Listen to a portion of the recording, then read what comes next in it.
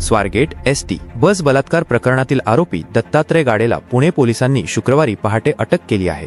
मंगळवारी पहाटे घटना घडल्यानंतर पोलिसांची एकूण 13 पथके आरोपीचा शोध घेत होती। शिरूर तालुक्यातील गुनाड गावातून आरोपीला अटक करण्यात पोलिसांना अखेर यश आले।